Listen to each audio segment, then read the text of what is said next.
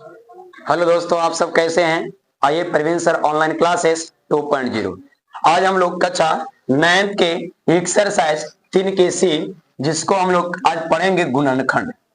क्या पढ़ेंगे? गुणनखंड, है ना। बहुत से बच्चे को प्रॉब्लम हो रहा था कि सर गुणनखंड बताइए। आप आज आप लोग को गुणनखंड बताते हैं, ध्यान दीजिएगा। सबसे पहले गुणनखंड का नियम जो होता है, अभी जस्ट बताए थे कि गुणनखंड का नियम होता है कि अंतिम संख्या को एक्स स्क्वायर के गुणांक से गुना करना। बताए ना कि अंतिम संख्या को एक्स स्क्वायर के गुणांक से क्या करना? गुना करना, है ना। अब यहां पे ध्यान दीजिएगा, जब गुना करिएगा तो 3 दूनी 6, और ये 3 दूनी 6 आता है। अंतिम संख्या को एक्स स्क्वायर के गुणांक से गुना करिए और जो गुणनफल प्राप्त होती है उसको इस तरीके से गुणनखंड करना है। जैसे क्या आया? द्वितीय 6 का इस तरीके से गुणनखंड करना है कि जोड़ने घटाने पर आपको बीच वाली संख्या आ जाना चाहिए, है ना। समझ रहे हैं बात को? तो देखिएगा यहाँ पे द्वितीय 6 और 3 एकम 3, तो आना क्या आना चाहिए? 7x। तो देखो द्वितीय 6 7 आ गया ना।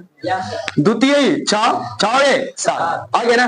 तो यहाँ पे इसी तरीके से बनाना है। तो यहाँ पे लिखेंगे 3x स्क्वायर प्लस यहाँ पे 6x का 3 दूनी 6x और प्लस में x और प्लस कितना 2। ठीक है, समझ गए ना बात को। अब देखिएगा यहाँ पे क्या करेंगे, यहाँ पे जोड़ा है तो कॉमन कर सकते हैं। ठीक है, तो कॉमन देखिएगा क्या करेंगे हम लोग। तो यहाँ पे 3x है और यहाँ पे 6x है। तो अगर यहाँ पे हम 3x कॉमन कर लेते हैं, कितना कॉमन कर लेते हैं? 3x। कितना कॉमन करते हैं? 3x। तो बाबू रे अगर 3x कॉमन कर लेते तो यहाँ पे मेरा क्या बचेगा? x। क्या बचेगा? x। क्या बचेगा? x। और यहाँ पे प्लस है तो क्या हो जाएगा? प्लस। अब यहाँ पे 3x कॉमन हो गया तो x है तो x कैंसिल हो गया। अब यहाँ 3 में 6 से भाग करिएगा तो 3 दूनी 6, माने कि 3 दूनी 6। अब यहाँ पे जो यहाँ पे छोटकी ब्रैकेट में है वही चीज यहाँ पे भी आना चाहिए। तो देखिएगा ये जो यहाँ पे वही चीज यहाँ पे, तो अगर प्लस में एक कॉमन कर लेते हैं तो ये जो कितने आ जाएगा? x प्लस कितना आ जाएगा? 2, है ना। तो अब देखिएगा यहाँ पे दोनों सेम है तो कोई एक लिख सकते हैं, तो x प्लस कितना हो जाएगा? 2, और इसको हो जाएगा 3x प्लस कितना हो जाएगा? 1। यही आपको क्या हो जाएगा? आंसर, है ना। समझ में आ गया ना। अब देखिएगा एक चौथा जो है, इसमें बहुत लड़कन का प्रॉब्लम हो रहा है कि सर रूट वाले गुणनखंड नहीं हो पाता है। तो देखो रूट वाले भी गुणनखंड बहुत इजी है। ठीक है, ये बहुत इजी है। रूट वाले भी बहुत, है ना, आपको हार्ड नहीं है, बहुत इजी है। ठीक है, देखिएगा अब यहाँ पे सबसे पहले नियम होता है कि अंतिम संख्या को, है ना, अंतिम संख्या को एक्स स्क्वायर के गुणांक से गुना करना। समझ गए ना बात के? अंतिम संख्या को एक्स स्क्वायर के गुणांक से गुना करना। तो देखिएगा यहाँ पे कितना 3 माने 13√3 और गुने एक से गुना कितना है? √3। इससे हमको क्या करना है? गुना करना। और इसका ऐसा गुना करना है कि इसको जो गुणनफल प्राप्त होगा उसको गुणनखंड करने पर मेरे जोड़ने घटाने पर बीच वाली संख्या आ जाना चाहिए। कोई दिक्कत? कोई दिक्कत नहीं ना? किसी का प्रॉब्लम है? नहीं। तो देखो यहाँ पे 13 में इसको 1 होगा तो 13 एकम 13 और √3 में √3 से गुना करेंगे तो खाली 3 होगा ना। तो कैसे? तो 3 तिया 9 और 9 किसका वर्ग है? 3 का, है ना, है ना। तो यहाँ पे तो 13 तिया 39। अब इस 39 को इस तरीके से गुणनखंड करना है कि जोड़ने घटाने पर मेरा बीच वाली संख्या आ जाना चाहिए। समझ रहे ना बात को? समझ रहा है ना। तो यहाँ पे देखिएगा अगर हम 3 से लगाते हैं तो 3 एकम 3 और 3 तिया 9। कोई दिक्कत? कोई दिक्कत नहीं ना। और 13 एकम 13, कोई दिक्कत नहीं। अब देखो 13 और 3 कितना हो गया? 16 हो गया ना। तो यहाँ पे हम लिख सकते हैं कि √3x, है ना, √3x स्क्वायर प्लस में 13x प्लस में यहाँ पे 3x प्लस 13√3। समझ में आ रहा है ना? कोई प्रॉब्लम तो नहीं ना हो रहा है ना। अगर प्रॉब्लम होगा तो आप लोग भी कमेंट में बताइएगा। देखिएगा यहाँ पे सबसे पहले आपको यहाँ पे जोड़ांक कर लेते हैं। कोई दिक्कत? कोई दिक्कत नहीं ना। अब यहाँ पे जब हमको √3 है और यहाँ पे 13x, तो अगर हम यहाँ पे x कॉमन कर लेते हैं, ठीक है, तो यहाँ पे हमको √3x हो जाएगा, होगा ना, और प्लस में कितना हो जाएगा 13 हो जाएगा। कोई दिक्कत है तो बताइएगा। अब यहाँ पे देखिएगा प्लस में, अगर यहाँ पे हमको जो यहाँ पे छोटकी ब्रैकेट में है वही चीज यहाँ पे भी आना चाहिए, अन्यथा अगर दूसरा संख्या आ जाती है तो हमको ये जो गुणनखंड है वो क्या हो जाती है, गलत हो जाती है। ठीक है, समझ गए बात को? बोलिए, प्रॉब्लम है नहीं ना? अब देखिएगा यहाँ पे इस 3 को लिए हम लिख सकते हैं √3 गुने √3।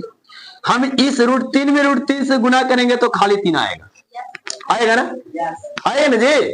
तो कैसे? तो 3 3 9, 9 इसका वर्ग है 3, और जब √3 में √3 से गुना करते हैं तो खाली 3 होता है। जब दोनों का रूट में अगर बेस का जो मान रहता है वो अगर सेम रहता है तब, समझिए बात को।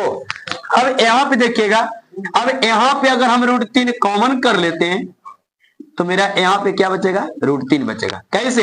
कि √3 में √3 से गुणा करें तो खाली 3 आ रहा है ना, और यहाँ पे x है तो यहाँ पे x, और a प्लस है तो प्लस। अब यहाँ पे 13 हो जाएगा, और इस √3 से √3 कैंसिल हो जाएगा, है ना? तो अब देखिएगा ये दोनों अब सेम हो गया ना, देखिए दोनों सेम हो गया कि ना हो गया?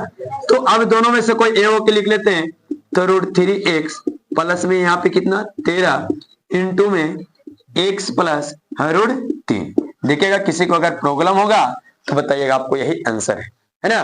किसी को प्रॉब्लम है? नहीं ना? और इसमें क्वेश्चन किसी को बताना है? लाइए बुक दीजिए।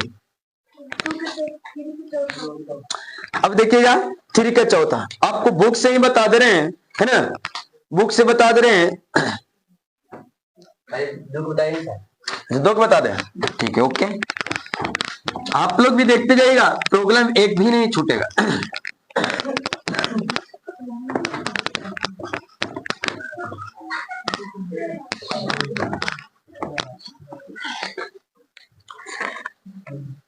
दो का रोमन संख्या 1 देखिएगा, 3x² माइनस में 10x प्लस कितना है 8।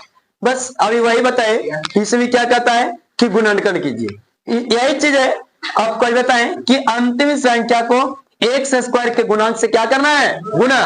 तो 8 में अगर हम 3 से गुना करते हैं तो 8 3 24, और 24 का इस तरीके से गुणनखंड करेंगे कि जोड़ने घटाने पर मेरा 10x आ जाना चाहिए, आना चाहिए ना।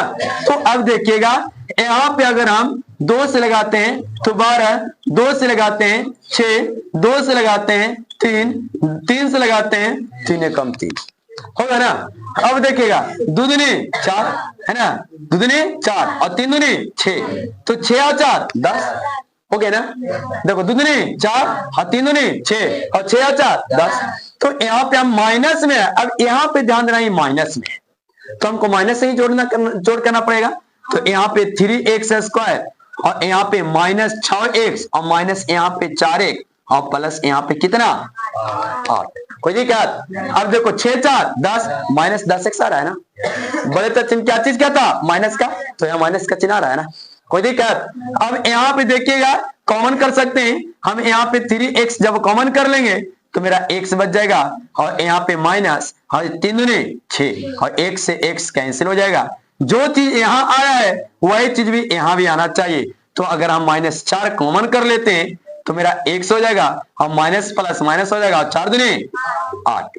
अब देखो दोनों सेम है ना, तो यहाँ पे 3x ले लेंगे और यहाँ पे -4 हो जाएगा, और दोनों सेम है तो कोई एगो लिख लेंगे x-2। बोल भाई, तकलीफ?